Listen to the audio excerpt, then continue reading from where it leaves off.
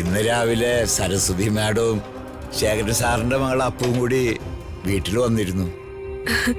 അതൊരു happy news ആണല്ലോ വേണുട്ടാ. അമ്മ കൂടെ ഇല്ലെങ്കിലും അവൾക്ക് അമ്മമ്മ കൂടെ ഉണ്ടല്ലോ എന്നുള്ളൊരു സന്തോഷം. മാഡത്തിന് മോളെ കാണാൻ ഇനിയും സമയമായിട്ടില്ലേ? എനിക്ക് മോളെ കാണണം.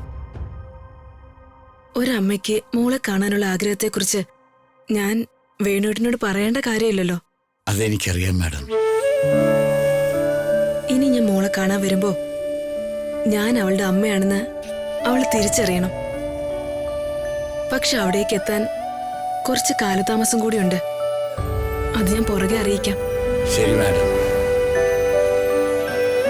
കാറും കോളും ഒക്കെ അടങ്ങിയിട്ട് മതി മാഡം അങ്ങനെ ഒരു കൂടിക്കാഴ്ച. ശരി വേണുട്ടാ.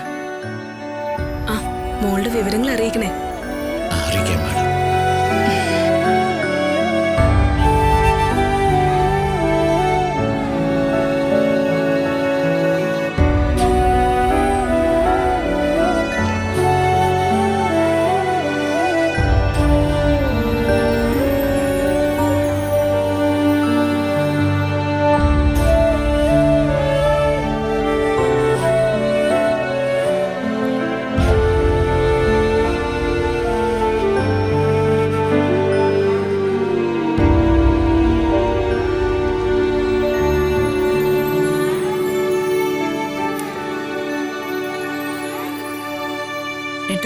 ചായ.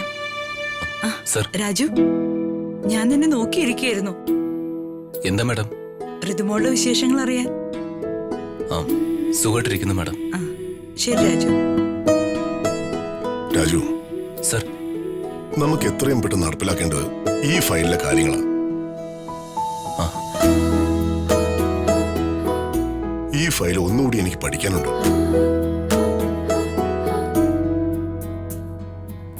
സർ, സാറ് ലാപ്ടോപ്പ് വിതരണത്തിന്റെ കാര്യമാണോ പറയുന്നത്?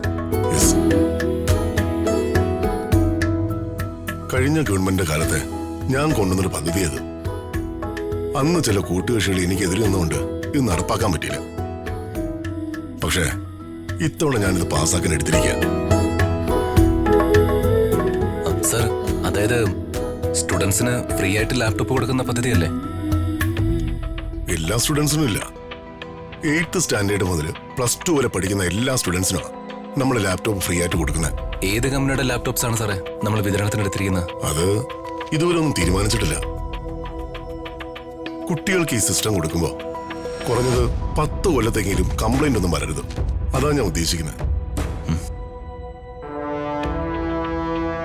ഈ ന്യൂസ് അറിഞ്ഞ് പല കമ്പനികളുടെ ഓഫേഴ്സ് വരുന്നുണ്ട്. വിതരണം ആർക്ക് കൊടുക്കണമെന്ന് നമുക്ക് പിന്നെ തീരുമാനിക്കാം. നീയും അതിനെക്കുറിച്ച് ശരിക്കും ആലോചിക്കാം. സർ, ഇലക്ട്രോണിക്സ് ഉപകരണമാണ്. ഗ്യാരണ്ടിയും വാറന്റിയും ഉള്ളതേ നമ്മൾ തിരഞ്ഞെടുക്കാവൂ.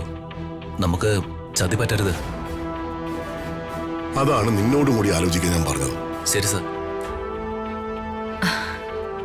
ഈ ലാപ്ടോപ്പ് വിതരണം കേരളത്തിലെ എല്ലാ സ്റ്റുഡൻസിനും അല്ലേ? അപ്പോ ഇതിന്റെ ഡിസ്ട്രിബ്യൂഷൻ ഏറ്റെടുക്കുന്നവന് കൊയ്ത്ത് കാലമാണല്ലോ. ലാപ്ടോപ്പ് വിതരണത്തിന്റെ മേൽനോട്ടം ദീപകിന് കിട്ടിയിരുന്നെങ്കിലോ? ഈ കാര്യമൊന്ന് പറഞ്ഞു നോക്കിയാ പ്രതാപനത് അംഗീകരിക്കൂ?